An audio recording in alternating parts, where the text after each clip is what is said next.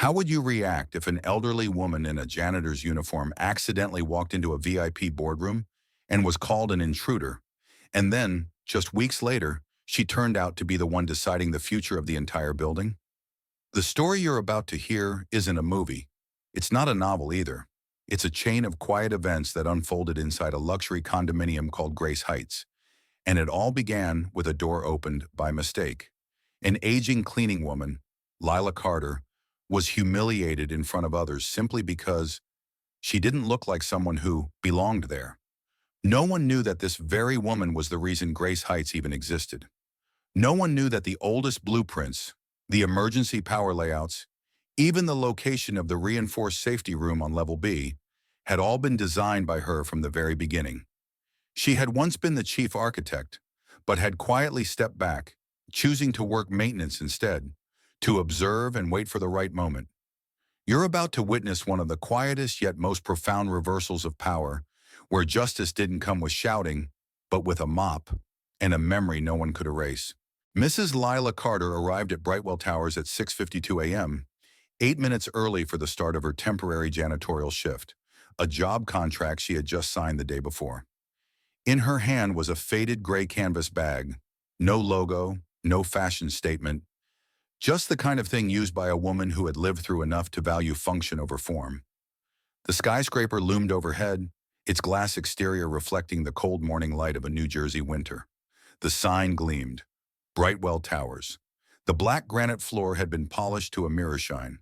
A security guard stood at the main entrance, tall, sharply dressed in uniform, his eyes scanning every person entering as if they were passing through a quality control checkpoint. When she approached, he looked her up and down, then subtly shook his head. "Ma'am, deliveries go to the back," he said, not loudly but with a tone that firmly marked distance. "I'm not delivering anything," she replied calmly. "Then what are you here for?" "I'm a temp worker, morning shift under contract with Maple Facilities." She pulled out the contract and handed it to him. He didn't read it carefully, just glanced, then returned it, eyes filled with a familiar, unspoken judgment. "Janitorial staff don't use this entrance. Back door, around the left corner. Press the buzzer next to the exit sign." He spoke as if reciting policy from memory, without thought or doubt. She nodded slightly. "Thank you." No argument, no sign of annoyance, no expression. She turned and walked toward the side entrance as directed. The guard watched her go, mildly surprised. He was used to people getting flustered, pleading, or at least showing some pushback. But not her. She walked like someone who had spent a lifetime going through back doors. She walked like someone for whom redirection away from the wrong kind of entrance was nothing new. The steel blue door stood quietly behind the building, beside the delivery zone. She found the buzzer below a chipped exit sign and pressed it. A rough, gravelly voice came through the intercom. "Yeah? Lila Carter, Maple Facilities. Morning shift." The electric lock clicked. She pushed the door open. No one was waiting. No signs pointed the way. Just a narrow staircase leading down, lit by flickering fluorescent tubes. The basement smelled of old concrete and stale cleaning chemicals. She passed 3 doors before reaching a small, unmarked room. Inside was a makeshift resting space, used by the night shift, with a fold-out bed, a chipped wooden table, and a few hooks bolted to the wall. No windows. On the wall, a paper sign handwritten in faded black ink read, "Temporary break room, janitorial staff only." She hung her coat, wiped down the table, pulled out her mop, gloves, and mask from her bag, and began her work. At 7:25 a.m., she started mopping the first floor hallway. Not many people passed by, but the security cameras were already on. In the control room, the morning operator, a young man with brown hair, was munching on a donut.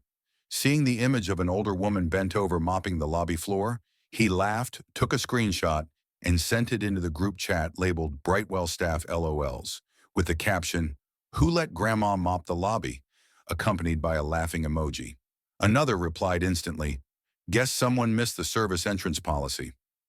The photo became a running joke among the front desk team and a few managers. On the 3rd floor, 10-year-old Ellie was eating breakfast with her mother Sophia, a middle school teacher and subsidized tenant. Ellie was fiddling with her iPad while Sophia watched the morning news. Through the housing app, Ellie accidentally tapped into the building's internal camera feed and saw the woman mopping the floor. "Mom, who's that?" Ellie asked without taking her eyes off the screen. "A cleaning lady, sweetheart," Sophia answered simply, but Ellie wasn't satisfied. "Why didn't she come through the front door?" Sophia hesitated before replying, "Maybe that's the policy. Workers don't use that way. But she doesn't look like a worker. She's mopping the floor like she owns it." The comment made Sophia look up at her daughter, then back at the screen. The woman on camera, name unknown, no ID badge, was still at work, moving slowly, deliberately and silently. But something about her posture made it impossible to look away. Ellie pulled out a small notebook from her backpack, wrote something on a slip of paper. "You're too kind for this place." She folded it up, slipped it into her coat pocket, then asked her mother for permission to go downstairs to take out the trash. Sophia nodded, not really paying attention. When she reached the first-floor hallway, Ellie quietly approached as Mrs. Lila was mopping near the elevator. Without saying a word, the girl gently tucked the note into the coat pocket hanging on the janitorial cart. Then she turned and walked away as if nothing had happened. That afternoon, returning to the break room, Lila found the note. She read it quietly. No surprise, no dramatic emotion. Just a faint, rare smile, like a reflex drawn from a distant memory. She took out an old, worn photograph from her wallet. It was of a young girl with brown skin and curly hair, hugging a teddy bear. Eyes bright, eyes that looked just like Ellie's.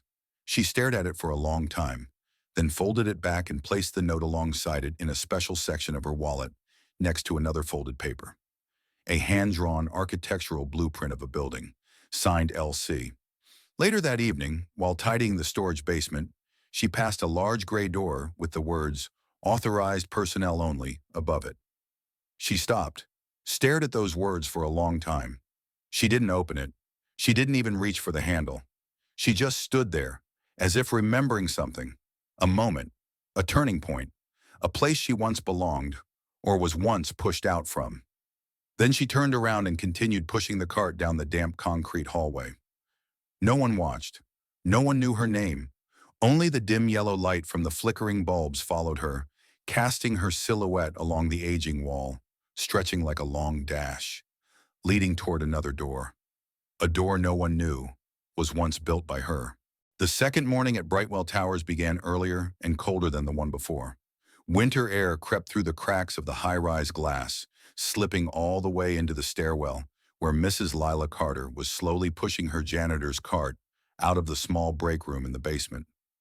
In her familiar canvas bag, the small note Ellie had left yesterday still lay inside her wallet, neatly folded and carefully placed next to the old photograph. She had read it several times during the night. Each time she read it again, the childlike handwriting echoed more clearly in her mind. "You're too kind for this place."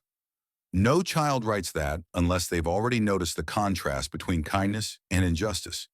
And not everyone would leave such a note for someone they've only seen once. That made her think. Not about the building, not about the cleaning job, but about people, about that little girl, and about what could make a child want to protect someone they don't even know. The third-floor hallway echoed with soft footsteps. Ellie had just left apartment 3E, backpack slung to one side, her iPad sticking out of a side pocket. Sophia, her mother, saw her off at the door before heading back inside to prepare for her own departure. Ellie headed toward the elevator, but didn't press the button right away. She hesitated, then turned to take the stairs. Ellie knew her way around the building well. She even knew the corners adults barely noticed, and she knew exactly where Mrs. Lila would be at that hour. Ground floor, east hallway. It was the least trafficked area in the mornings, often littered with packaging debris, tape, cardboard, and sometimes leftover food residents had thrown into the wrong bins. When Ellie got there, it was just as she expected. The janitor's cart sat by the wall, and Lila was mopping the floor along the baseboard near the emergency exit.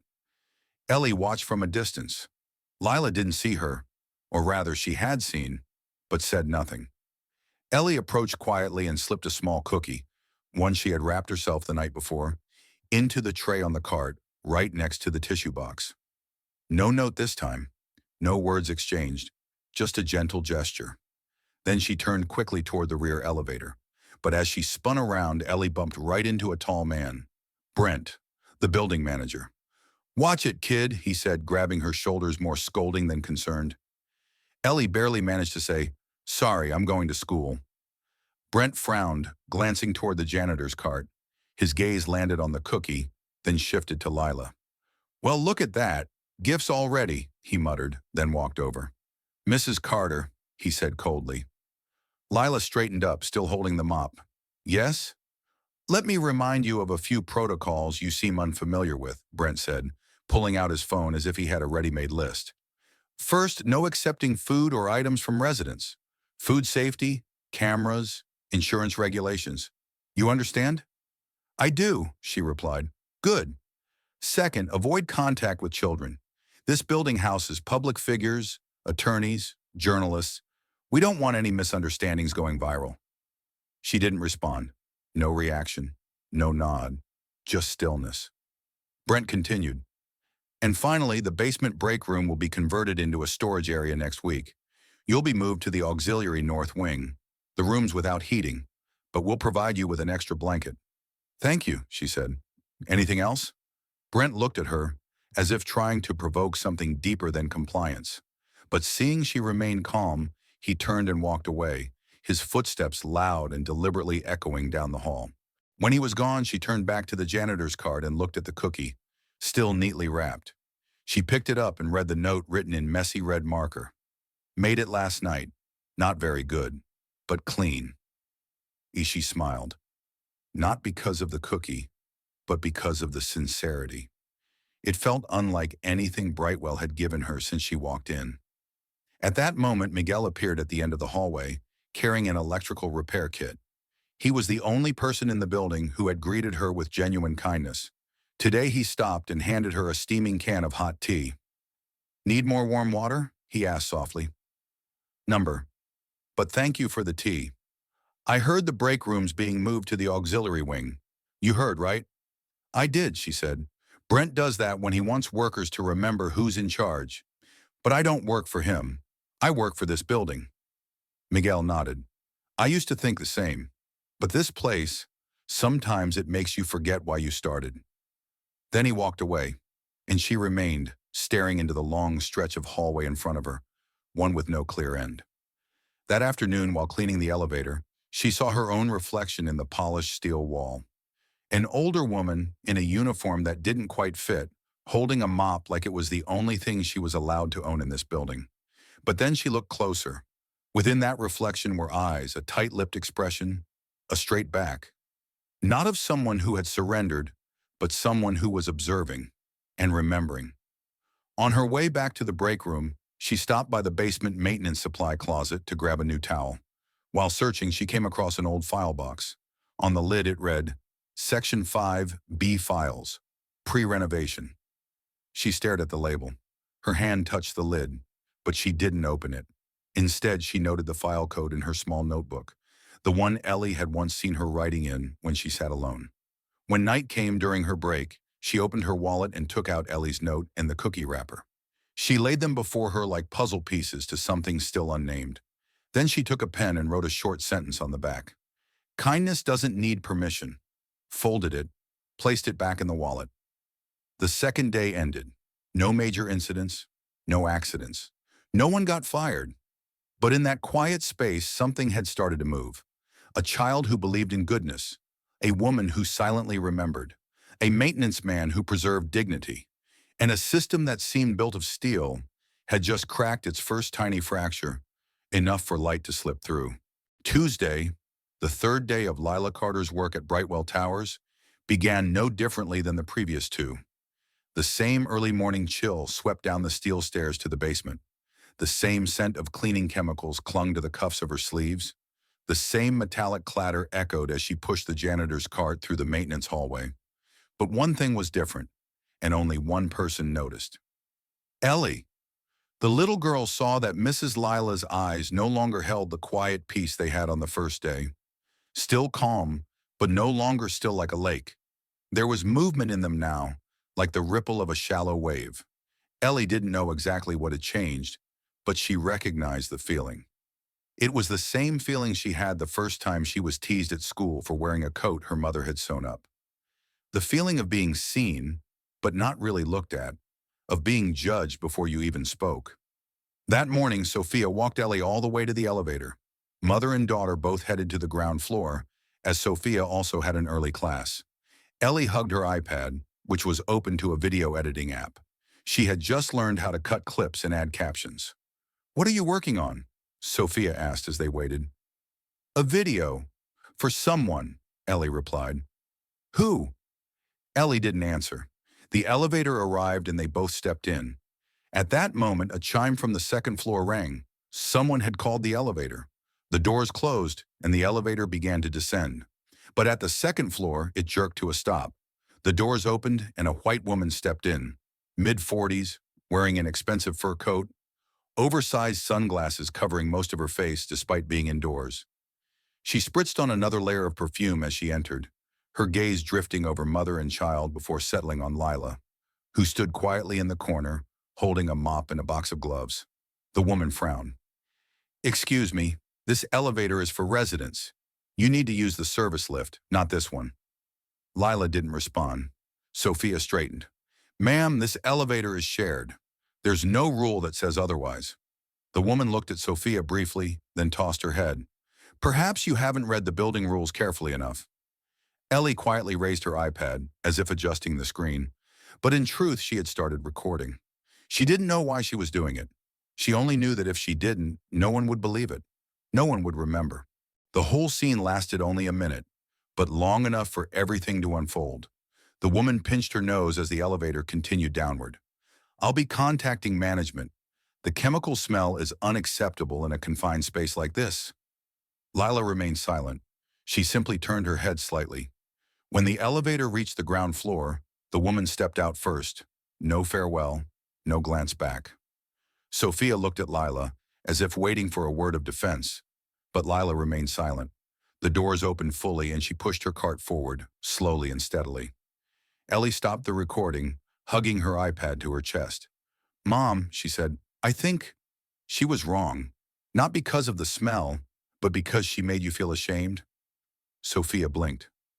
"Who?" "The lady in the fur coat. She didn't have to say it, but I could tell you were angry, but you didn't say anything, and you didn't stand with her." Sophia looked at her daughter, unsure how to respond. She knew Ellie was right, not because she agreed with the insult in the elevator, but because she had stayed silent. That silence was like an invisible pair of scissors, snipping away at the dignity of a woman trying to live decently in a place that had forgotten how to be decent. After school, Ellie was home alone while Sophia attended a parent meeting. She reopened the video she had recorded that morning. Though the footage was a little shaky, the audio was crystal clear. The woman's voice came through with every word, every command, every sharp glance. But what caught Ellie's attention most wasn't the voice.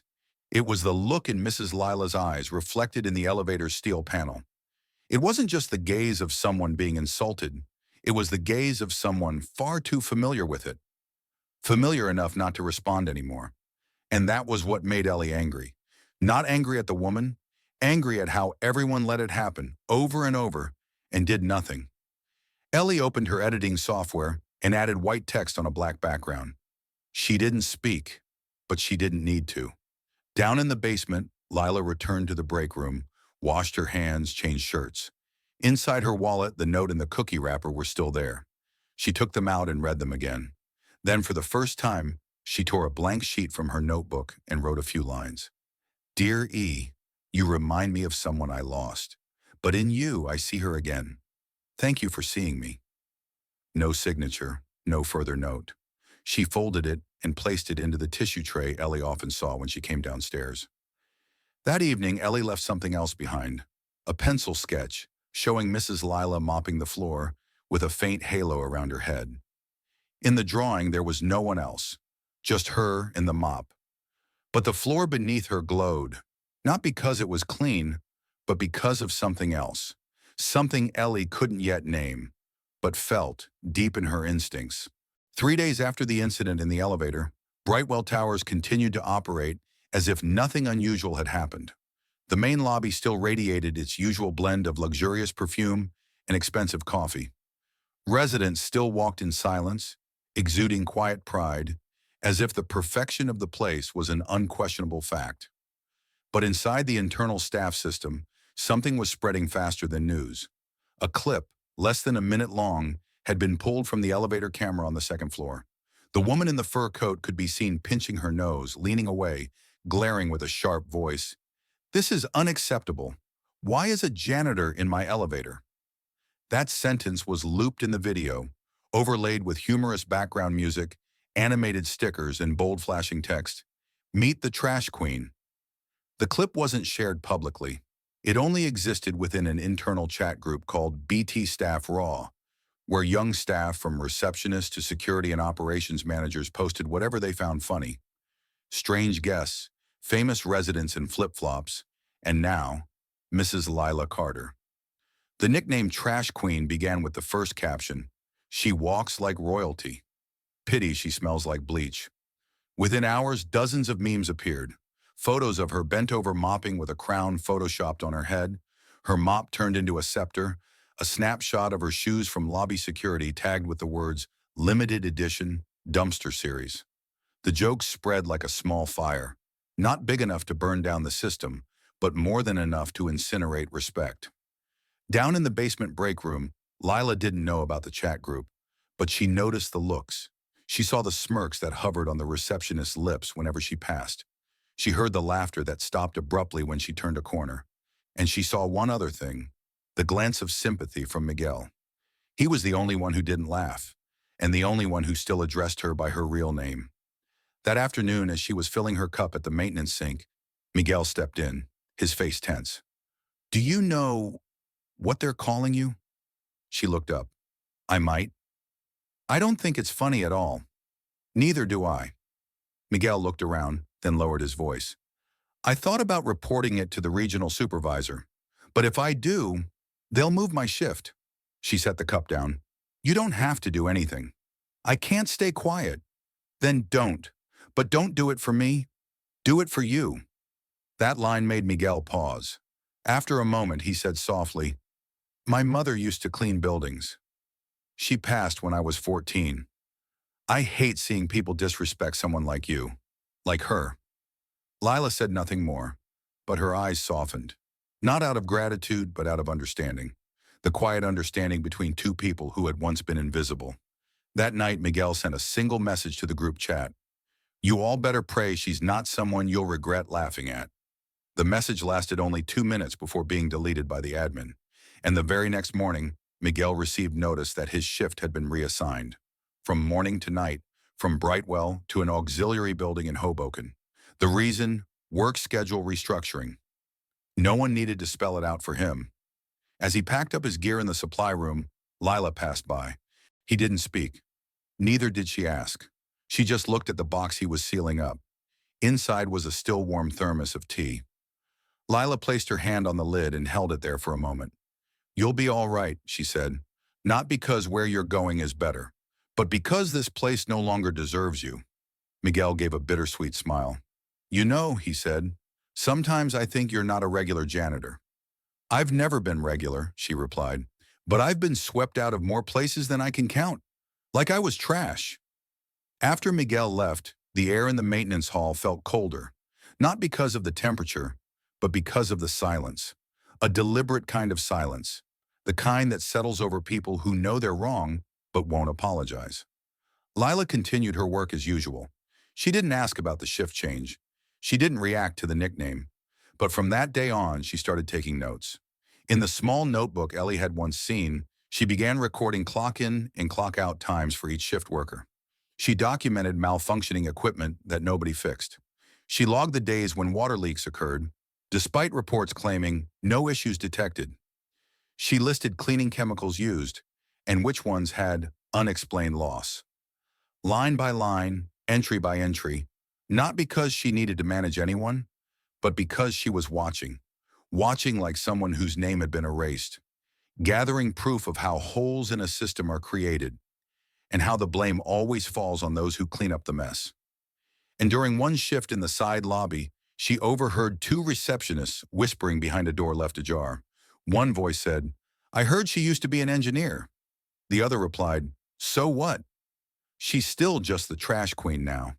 The door cracked open enough for her to see their faces. Two young men, giggling like high schoolers gossiping after gym class. She said nothing, just looked. And in that look, one of them froze. Not out of fear, but out of shame. Shame from being seen so clearly as petty. That night, returning to the break room, she took out Ellie's first note, the one that said, "You're too kind for this place." She gently underlined the word too, then opened her notebook and wrote, "They call me Trash Queen, but someone once called me Chief Engineer, and before that, someone called me Mom." Up on the third floor, Ellie didn't know what was happening in the basement, but she could feel that something wasn't right. Her mother, Sophia, also began to feel uncomfortable each time she walked through the main lobby, where staff whispered and glances grew less neutral. Ellie asked her mom, "Do you think she's sad when they call her that?" Sophia sighed. "Probably, but she hides it well. People who've lived through a lot tend to learn how." Ellie thought for a moment. "I don't want her to have to hide." Meanwhile, deep beneath Brightwell Towers, the trash queen kept working. Not angry, not broken, not needing a crown, just a mop and a notebook. And in that notebook, she had begun to write something the people mocking her would never expect. A detailed log. Not of dirt, but of character. Day 5 at Brightwell Towers began with rain. Not heavy, but steady and persistent. Enough to make the sidewalks slick and leave smeared footprints along the hallways. Lila Carter arrived 15 minutes earlier than usual. Not because there was extra work, but for the silence. In those early moments before anyone else stirred, the building had a different kind of stillness. No receptionist laughter, no echoing high heels from residents, no eyes tracking her steps as she passed. Just the soft yellow glow of the basement corridor and the faint dripping of a leaky pipe against the wall. She liked this silence. It was like the space inside her mind, where everything was sharply remembered. No sound, but layers upon layers of images, numbers, symbols, sketches, and a building. Not Brightwell as it was now, but Brightwell 27 years ago, before it was called Brightwell, before bulletproof glass, imported Persian rugs, or Italian coffee machines. Back when it was raw concrete and she had laid its first foundation. But today, that past only surfaced briefly in her thoughts as she opened her bag, pulled out her lunchbox, and set it beside her notebook on the break room table. Inside the lid of the lunchbox was a thin plastic pouch, folded neatly around a small roll of paper. The sketched electrical schematic for the maintenance floor, drawn by her hand after spotting a connection error 3 days earlier. She hadn't intended to show anyone, just a note for herself in case it became necessary, but she didn't know Ellie would be stopping by the basement again today. The girl came down quietly as usual, just after school let out and before her mother got home. Ellie knew Lila's lunch break always started at 12:40, knew she usually ate alone in the room, never going outside, never speaking to anyone. Ellie crept through the hallway with a small box of muffins her mom had baked the night before. When she opened the break room door, she thought Lila had stepped out. No one was visible. But Lila stood in the corner, her back turned, checking the breaker box on the wall. Ellie placed the muffin box on the table, scanned the room, then noticed the open notebook. On the page were strange symbols, squares, curves, handwritten numbers in bold, confident strokes, along with smudges of blue ink like someone who'd been writing this way for many years. Ellie tilted her head. She didn't know what it was, but it didn't look like anything her teacher showed in art class. Not a poem, not a diary. It was something technical. She turned another page, then another. Each one contained a system of symbols, diagrams, arrows, and small handwritten annotations in steady script. One page clearly showed the wiring layout of the basement.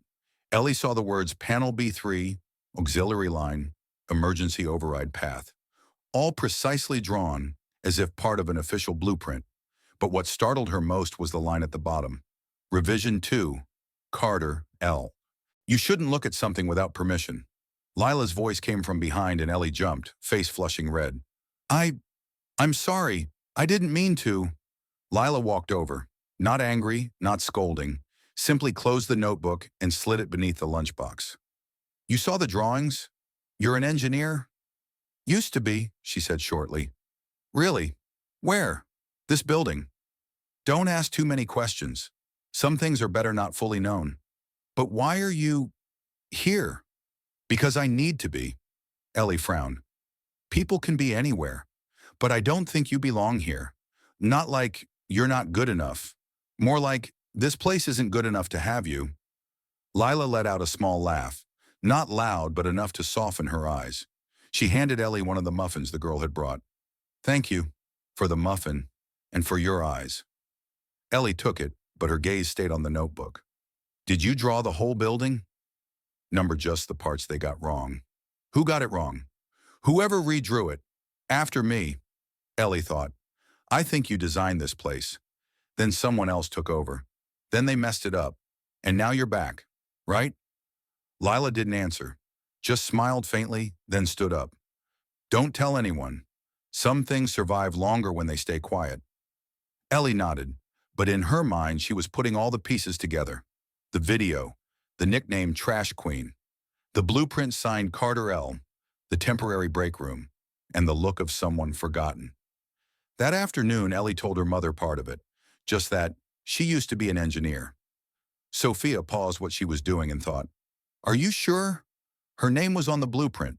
Sweetheart, if that's true, then who is she? Ellie didn't hesitate. She's the one who built this place, and now she's fixing it, from underground. Sophia said nothing more. But that night, while washing dishes, she opened her laptop and searched L. Carter plus architecture plus Newark 1990s. In the results, there was one old article, no photo, not much detail, just a line. L. Carter, lead designer for Grove Redevelopment Project, filed plans for Phase 1 sewer mapping. Sophia stared at that sentence for a long time. In the basement, Lila closed her notebook and tucked it back into her bag like usual. But tonight she pulled out one more old blueprint, spread it across the table, and began drawing an additional auxiliary circuit. In the top corner, she wrote in deep blue ink, "The fault line always begins where people stop listening." And while everyone upstairs was having dinner, she kept sketching, not to remember, but to make sure no one forgets. On Mrs. Lila Carter's 7th working day at Brightwell Towers, the 14th floor suddenly lost all water supply for nearly 3 hours. Every faucet in the kitchens and bathrooms stopped running at 6:41 a.m., right when most residents were getting ready for work. Some tried calling building management, but the lines were constantly busy. Others, frustrated, took to the internal resident group to post things like, "It's unacceptable for a building that costs nearly $2,000 a month to have such a poor water system." At 7:25, knocking could be heard from apartment 1408.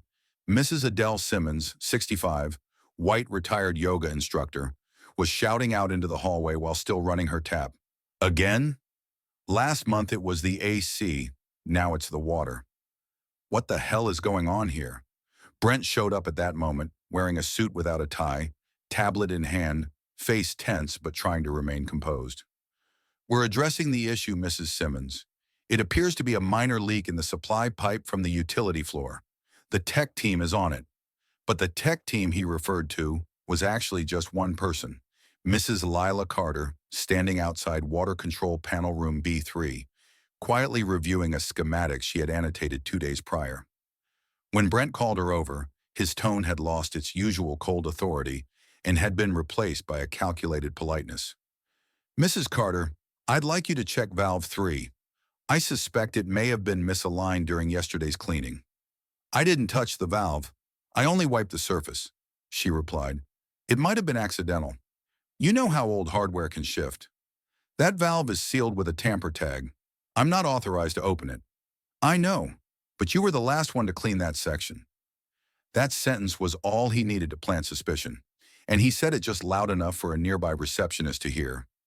Exactly 30 minutes later, a message appeared in the Brightwell staff Raw group chat. "Guess who broke the water line? Queen of the valves." It included an edited image of Lila holding a mop, now altered to look like she was raising a white flag. Lila had expected it, not because she'd been blamed before, but because she saw how Brent deliberately avoided inspecting the main valve and instead asked her to double-check the restroom zone to fabricate a report. She didn't react, But she reopened her drawings, rechecked a tiny mark in the top left corner, where she had once noted, leak risk if pipe is not replaced before February 15th. Today was February 17th. Miguel no longer worked the morning shift, but when he heard there was a problem on the 14th floor, he returned to the building after his shift to check a piece of equipment he had once installed in the utility sector. When he saw Lila being questioned by Brent in front of residents, Miguel stepped forward. The valve didn't fail because of cleaning. It failed due to internal corrosion. I filed a replacement request back in November. It was denied due to cost. Brent turned around, pale. Miguel, you don't work here anymore. You have no right. I have the right to speak the truth, Miguel interrupted. If you still have the copy of the November email, you'll see I flagged the exact location that failed today. Residents began murmuring. One pulled out their phone to record. Brent tried to maintain composure. The situation is under control. I'll follow up with maintenance. There's no need for concern. But their eyes had already changed, and Lila stood there, still silent. No words, no nod, no defense. She just looked at Miguel for a second, then walked away. That afternoon, Sophia came home early due to a canceled school meeting. As soon as she opened the door to the apartment, Ellie ran out and said, Mom, did you hear about what happened this morning? The 14th floor lost water, and they tried to blame her. Who's they? Brent. But Miguel came back. He said Brent rejected the valve replacement. People are starting to pay attention. Sophia sat down, opened her laptop. She logged into the internal group and saw a pinned post from a resident named Matthew Lane, requesting an emergency resident meeting regarding building management. Too many failures in the past 2 months. Dozens of supportive comments followed. Sophia clicked join. But instead of stopping there, she went to the technical complaints section, normally reserved for broken lights or jammed doors, and filled out a formal report. The basement maintenance worker, Mrs. L.C., is being blamed without evidence for this morning's incident. I request a full review of the maintenance log, inspection of technical records, and access to camera footage from the valve zone in the last 24 hours. She included her full name, apartment number, and contact information. Before hitting send, she turned to Ellie and asked quietly, Do you think she'd want me to do this? Ellie replied without hesitation, I don't think she needs you to, but you should. Meanwhile, in the basement, Mrs. Lila wrote another line in her notebook. When people lie long enough, they start believing truth is the threat. Beneath that, she redrew the pressure valve system, but this time, not in blue ink, in red pencil, a sign that this was no longer a note. This was a warning. Ellie couldn't sleep. After the water outage on the 14th floor and her brief conversation with her mother, the little girl lay restless for hours, her mind spinning with scattered images. The elevator video, the sketches in the notebook, the name Carter, L., and the look on Mrs. Lila's face when Brent questioned her in front of everyone. There was something in that expression Ellie couldn't shake. It wasn't sadness, and it wasn't fear. It was the look of someone who had endured so much loss. She no longer flinched when being doubted. The next morning, Ellie got up earlier than usual. She asked her mom if she could take the stairs instead of the elevator. Sophia agreed, though a bit surprised. Ellie carried a new drawing, this time a hand-sketched floor plan of the utility corridor drawn from memory. In it, she added one detail that didn't exist, a small door labeled 5B, circled in red, as if it were the place where all secrets began. Ellie didn't know why she wrote that number. It simply appeared in her mind, clear and definite, as if someone had whispered it to her. When she reached the basement break room, Ellie knocked, then let herself in as usual. Mrs. Lila was sitting at the table and didn't look up right away. Only when she heard the soft footsteps did she turn her head. You're up early, she said, not surprised. Ellie held out her drawing. I drew the hallway.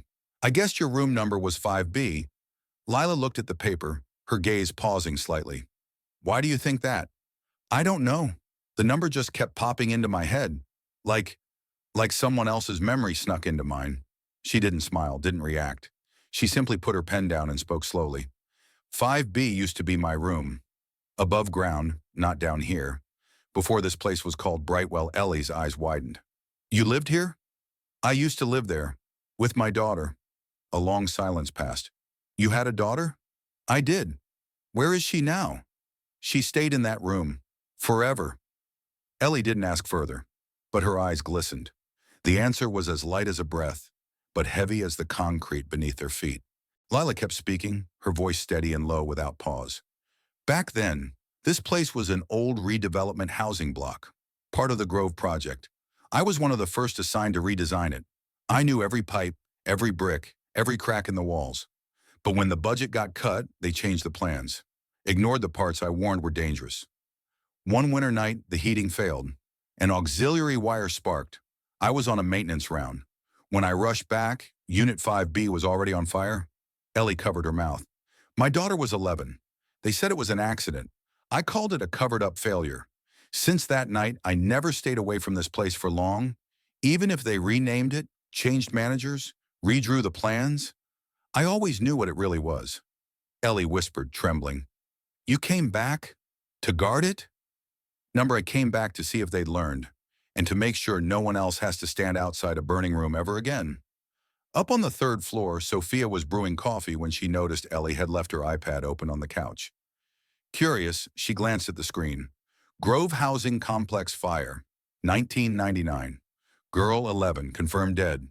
Lead engineer not on site. Sophia felt a tight pinch in her chest. She typed into the search bar, Lila Carter plus Grove Project. Dozens of results appeared, mostly old news blurbs, faded local bulletins. But in one buried interview from the New York Times Digital Archive, she found a photo of a young woman at a construction site holding a hard hat beside a rolled-up blueprint. The woman's eyes were firm, steady, and Sophia recognized them. Lila Carter, former lead engineer of Grove, now filed wrongful negligence lawsuit against city inspectors. Sophia inhaled deeply.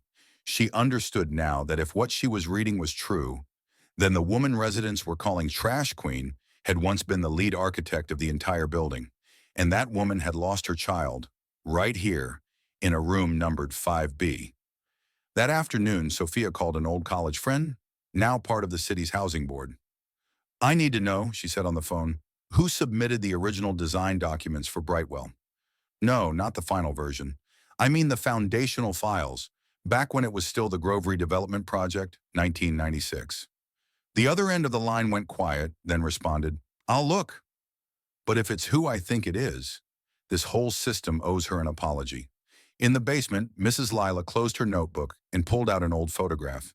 In it, a curly-haired girl smiled brightly beside a small study desk. The photo was labeled in the corner, Room 5B, 1997. She wrote a single line in her notebook. Memory is not something to be pitied. It's a reminder that we once built something with our whole heart. The notice was posted on the main lobby bulletin board at exactly 6:40 a.m., precisely on the minute, just as Brent always did. A printed color sheet, text perfectly aligned, bordered in pale gold to appear formal. The bolded headline read, Special Resident Meeting Announcement, Sponsorship Structure Update. The content beneath was written in language so polished it felt fake. We cordially invite our valued residents to attend a closed-door meeting at 7 p.m. this Friday in the first-floor Assembly Hall to discuss upcoming improvements under the guidance of our new strategic investor. Your presence is an important part of this renewal process. The signature at the bottom read, Brent Ashford, Executive Director, Brightwell. There was no mention of the water outage on the 14th floor, no reference to Sophia's formal complaint, and of course, not a single line said that Mrs. Lila Carter, the woman who once laid the foundation of the building, was not invited. But she knew, the moment her access badge suddenly stopped working for the lobby elevator after 6 p.m., the day the notice went up. She knew because that evening, when she tried to inspect a pressure valve after her shift, the scanner blinked red instead of green, and in the email sent to her company inbox, there was a short message. Your access control will be limited to standard labor hours, 6 a.m. to 6 p.m., effective from the 22nd. Please contact HR for inquiries. No signature, no contact person. She wasn't surprised, and she didn't react. She simply wrote one brief line in her notebook. Resident meeting, 7 p.m. I'm not allowed in, which means I should be.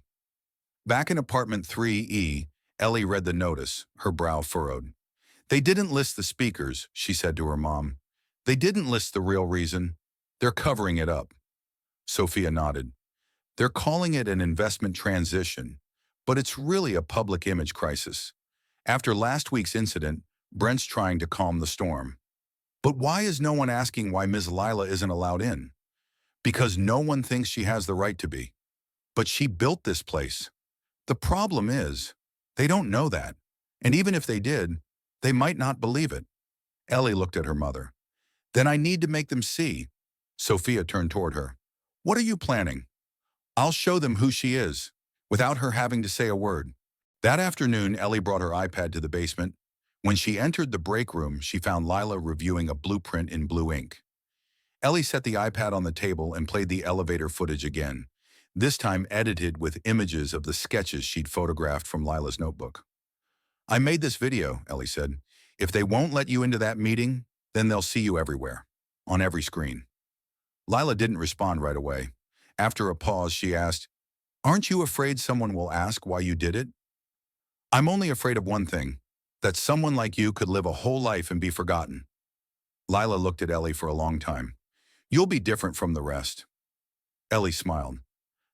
I'm just someone who's not used to bowing her head. Meanwhile, Sophia was contacting an old friend, now working at a local newsroom. She sent a short email with 3 attachments: a copy of her complaint, a blueprint signed by L. Carter, and a clipped article from 1999. She didn't explain much. She only wrote, I think the public deserves to remember who truly built the place they now live in. The friend replied 2 hours later, If this story is real, it needs to be retold, by the voices that were once forced to stay silent. That night, Ellie secretly taped a small note beneath the meeting announcement. Who truly owns this place? Ask the basement. The note only lasted one evening before it was removed, but the lobby camera captured a resident stopping to read it, then snapping a photo. In the resident group chat, a quiet thread began to form. Was this building really a former housing complex? Who was the actual architect? Brent saw it, and he decided to increase lobby staff and lock out internal badge access to the utility floor during the meeting. But there was one thing he couldn't lock out. The seed of doubt had already been planted. That night in her room, Ellie fine-tuned the video. She added a final line of text. She designed it. She lost her child in it. She came back not to haunt it, but to guard it. Below it, she typed the name. Lila Carter, engineer of room 5. B. At the same time in the basement, Lila laid her folded uniform neatly on a chair. From the locker, she retrieved a small box. Inside were her old engineering badge, a tarnished brass nameplate, and a photo of the burned room. She laid them out on the table, looked at each, then folded them back up. She knew she wasn't invited, but she also knew no one could hold a meeting about the future while ignoring the person who built the foundation of its past. At exactly 6:55 p.m., the first-floor assembly hall of Brightwell Towers was nearly full. The glossy mahogany chairs were neatly arranged into 2 symmetrical sections, all facing a makeshift stage with a microphone, projection screen, and a banner bearing the logo of the new investment group printed against a white backdrop, Silver Point Equity Group. Residents filled the seats, most of them the same people who had filed complaints in the internal group about water outages, elevator doors, and most recently, the lack of transparency in management practices. Brent, dressed in a deep navy suit, stood behind the stage, his mouth dry and hands repeatedly checking his tablet, scanning the crowd more like a head count than an act of engagement. He knew tonight's meeting wasn't just a meeting, it was an unspoken hearing, and what he needed most was control. A front desk employee leaned in and whispered, Tech floor camera's been down since afternoon. Someone disabled it temporarily. Brent clenched his jaw. Lock it all down. No one from the basement gets up here. At that moment, no one noticed that the service elevator, at the back of the room, not the main lobby entrance, had quietly opened. 7:01 p.m. Brent stepped onto the stage. Ladies and gentlemen, first let me thank you for attending tonight's meeting. As you are aware, our building is undergoing a transition to a new operational system. We're proud to announce our partnership with Silverpoint, a professional entity that will help us upgrade our technical and management infrastructure. A few coughs echoed from the crowd. A resident named Lane raised his hand. What about our complaint from last week? Who's answering that? Brent gave a polite but tight smile. We'll respond with action. Silver Point is the answer. The murmuring grew louder. Someone shouted, What about Mrs. Carter? Brent hesitated, then responded quickly. We've reviewed the matter. Mrs. Carter is a temporary contract worker. Her participation in high-level meetings is unnecessary. And just then, the back door of the assembly hall swung open. A figure stepped inside. Standing tall, wearing a plain black coat, hair tied up, carrying a brown file folder. No one recognized her at first, but several heads began to turn. Then more. And the entire hall slowly shifted its attention. The woman walked straight down the aisle. No permission, no interruption, no bowing. She ascended the stage from the side. No one stopped her. Brent was stunned. You don't have clearance to be in this meeting. I'm asking you. You don't need a badge to enter a home you designed, she interrupted. Her voice wasn't loud, but it rang clear. The room froze. Someone whispered, Who is she? Sitting in the back row, Ellie silently tapped play on her iPad. The screen behind the stage, prepared for Silver Point's slideshow, suddenly switched to a video montage. A hand-drawn blueprint signed L. Carter, sketches of utility piping, then the elevator footage, and finally the words, Lila Carter, lead architect of the Grove Project. Room 5B was hers, and she never truly left.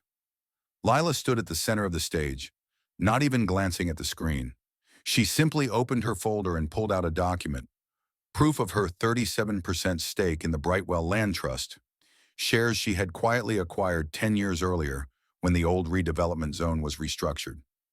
I didn't just design this place, I'm one of its co-owners, and I've come back because I no longer trust anyone else to keep it safe like I once did. Brent tried to keep his tone even. None of this was disclosed in advance. This is a closed-door internal meeting.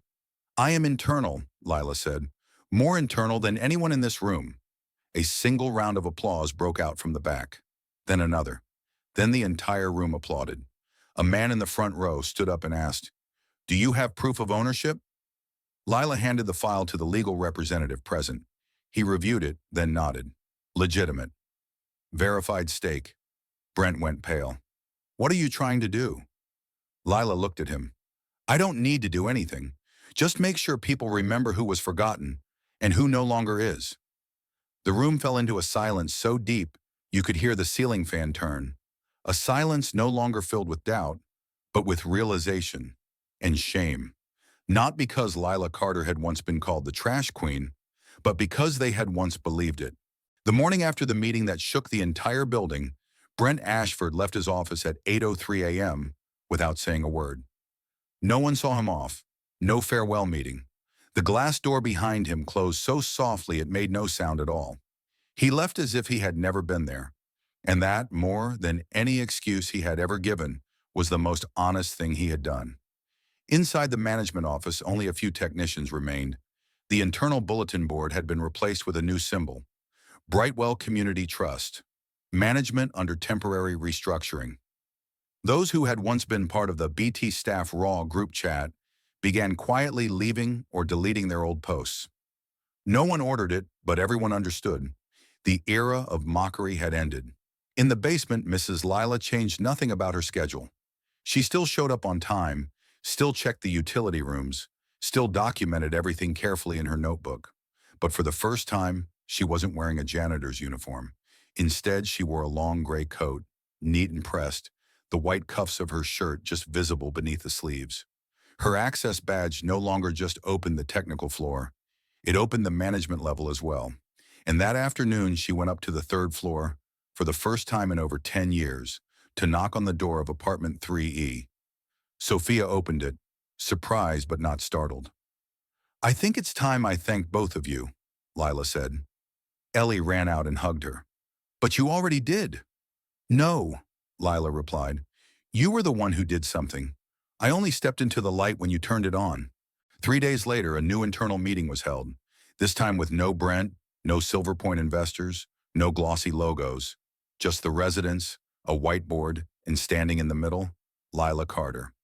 She gave no speech. She simply opened her notebook and flipped through carefully redrawn pages. Original technical schematics, a log of system failures over the past 2 years, lists of missing materials, and a proposal to reorganize operations using qualified residents themselves. Miguel was invited back, this time as Chief Technical Supervisor, a title he had never imagined he would be nominated for. Sophia was unanimously elected as Coordination Representative, the liaison between residents and the newly forming management structure. Meanwhile, the front desk staff who once mocked Layla were reassigned, not as punishment, but to avoid unnecessary friction during restructuring. "We're not firing anyone," Lila said during the meeting. "We're only asking everyone to start over, from the understanding that this place wasn't built with marble or stainless steel, but with memory, effort, and loss." That statement needed no further explanation. It echoed in the room like the voice of someone who had built the building with her entire life. 1 week later, the internal management system was officially renamed, from Brightwell Management LLC to Brightwell Community Trust. All data, reports, and technical expenses were made public each month in the lobby. Lila didn't take on the role of director. She kept only the title she gave herself in her new email signature, Foundation Steward. And at the far end of the basement, the room that was once the boiler room, the makeshift break room for janitorial staff, was renovated, fitted with glass panels, and given a nameplate. Lila Carter Technical Archive. Do not enter unless you're ready to listen. 3 weeks after the pivotal meeting, Brightwell Towers was no longer the same. The changes weren't in the paint color, signage, or staff chart. They were in the atmosphere. Residents no longer averted their eyes when walking past a janitor. Technicians no longer kept their heads down when passing the front desk. And the woman once mocked as the trash queen was now the first name mentioned whenever someone brought up the word reform. But Lila Carter didn't receive that recognition with pride. She simply smiled whenever someone came to ask for a copy of the new electrical diagram or to borrow her metal ruler to remeasure the piping on the upper floors. She didn't sit in an executive office. She was still in the technical room in the basement. But this time, that room had a real nameplate and a small brass plaque hanging by the door. This place was built by those once forgotten and kept by those who never forgot. On Wednesday, a letter was placed on the residents' meeting table by Sophia herself, now officially entrusted by all residents to serve as the operations representative. In the letter, she proposed renaming the building. "We can't keep calling this place Brightwell when the light we see doesn't come from a polished sign, but from a woman who quietly kept it shining for years in the dark." At the bottom of the letter was the proposed name, Grace Heights, a simple name, but one layered with meaning. Grace meant elegance, compassion, and was also the name of Lila's daughter, the little girl who died in the fire in Unit 5B over 20 years ago. Heights represented elevation, not just the height of a building, but of a community, of how a place could rise above the very prejudice it once carried. A vote was held 2 days later. No pressure, no campaigning. The result, 94% in favor. The residents agreed. Starting from the 1st of next month, the building would officially bear the name Grace Heights. Lila wasn't present for the vote. She was in the utility room, inspecting the aging grounding wires. When Sophia reported the result, she simply said, "I don't need a building named after my daughter. I just need her to be remembered as something greater than a tragedy." "And now she is," Sophia replied. At the same time, Ellie uploaded the completed video to social media. The clip began with an old photo of the Grove Housing Project, the predecessor to Brightwell, followed by a sequence of clips, elevator footage, the hand-drawn blueprints signed L. Carter, images of Lila mopping the hallway, and then Lila's gravelly voice from the meeting room. "I didn't just design this place. I own a part of it. And I came back not to reclaim power, but to remind people that there are foundations that should never be torn down." The clip ended with the words, "Welcome to Grace Heights, where dignity is the foundation." In less than 48 hours, the video reached over 2 million views. Local news outlets, and even some national ones, began reporting. The anonymous woman, forgotten architect, reemerges as a janitor to save the building she once designed. Lila gave no interviews, signed no licensing deals, requested no bylines in articles. but she allowed one person to interview her in the technical room, Ellie. The interview lasted just 23 minutes. Ellie asked, "How do you feel about the building being named after your daughter?" She replied, "Grace doesn't need a building, but every building needs a name to remind people that someone once loved it enough to stay when no one else wanted to." Ellie asked, "Why didn't you leave after the fire?" She looked directly into the girl's eyes. "Because I lost my daughter in a room. I didn't want to lose her memory outside of it." Ellie nodded, whispering softly, "You didn't lose anything. You just rebuilt it. Only this time, not with concrete." 1 week after the renaming, the Brightwell Towers sign was taken down in a simple, no-frills ceremony. In its place, a modest wooden plaque was installed. Grace Heights. No ribbon cutting, no grand gestures, just Lila, Sophia, Miguel, Ellie, and a group of residents mounting it together. In the final moment, as the sign was secured, Ellie whispered to Lila, "They used to call you the trash queen. Now they call you the foundation builder." Lila smiled. "It doesn't matter what they call you. What matters is how you walk through the names they give you." And she turned, walking into the lobby, where for the first time, no one stopped her. On a Sunday morning at the end of the month, as sunlight poured through the eastern windows of Grace Heights, Lila Carter quietly stepped into the main lobby with her familiar mop. No one looked at her like a stranger anymore. No one avoided her, but she still kept the habit of cleaning the lobby every Sunday morning, like an old ritual she herself couldn't explain why she'd never let go of. The mop that day was a little different. The handle had a small engraving, just legible enough for her to read, "For the one who built it all in silence." Sophia had gifted it as a farewell, because tomorrow Lila was officially retiring, for the first time in over 30 years. Not because of age, not because she was tired, but because the community was now strong enough for her to step back. That same morning, Ellie stood at a distance with a camera, not to make a viral clip, but a personal keepsake, a video she called a gift of gratitude.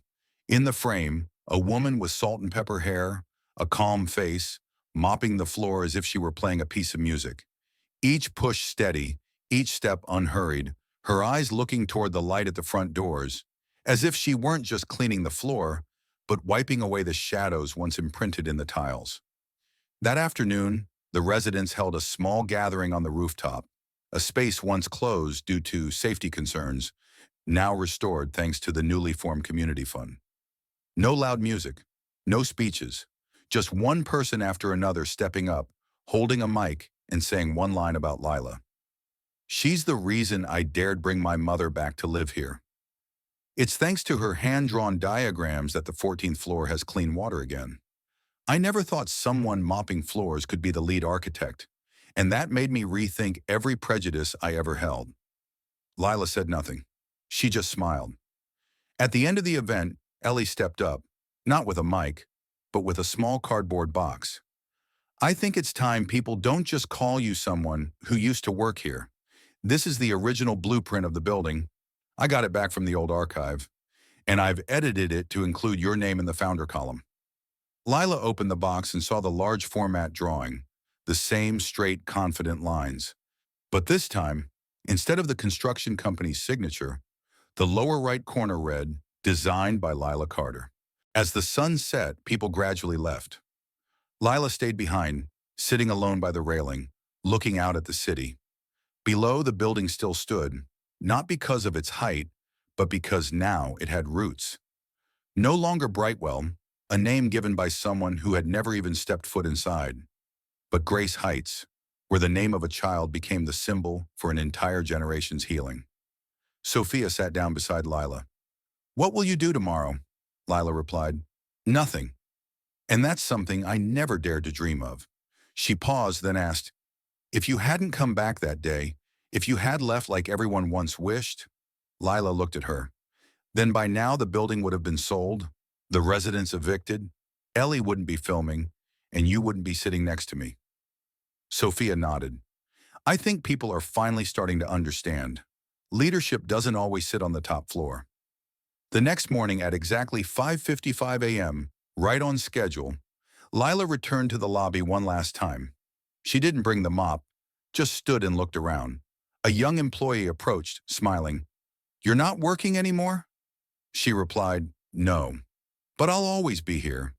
The girl asked, "Because you love this place?" Lila shook her head. "Because I've loved the people who were once unseen in this place." Then she turned and walked out the door, without looking back. In the maintenance room, the mop was placed neatly beside the original blueprint, now framed on the wall. Below it was a new brass plaque, signed by all the residents, dedicated to those who clean in silence, but leave behind foundations no one can erase. A few months later, the story of Grace Heights was featured on a documentary series. Ellie, now an up-and-coming young filmmaker, spoke in one segment. "I used to think one phone call or a social media post could change the world. Now I know sometimes the world changes because of a mop, a forgotten blueprint, and someone who refused to be erased. There are people who walk through our lives as quietly as the sound of a mop touching the floor. They don't ask to be acknowledged. They don't fight for the microphone. They simply choose to stay at the very moment when it would be easiest to walk away." Lila Carter didn't need a title, didn't need the spotlight, didn't need to clap back on camera. But she was the one who cleaned up what was wrong through quiet action. And in the end, history had to be rewritten. If you've ever been judged by your appearance, if you've ever endured injustice in silence because you didn't have the qualifications to speak up, if you've ever met someone like Lila, someone who needed to be heard, not pitied, then remember this. Justice isn't always loud, but one day it speaks through the persistence of silence. How did this story make you feel? Did it make you angry, inspired, or simply remind you of someone the world once forgot? Leave a comment below. We read them all. And if you believe the world needs more stories like this, don't forget to like, share, and subscribe so you won't miss the ones that make your heart tremble. Thank you for listening to the story of someone once dismissed as just a janitor, who turned out to be the one who laid the very foundation of compassion.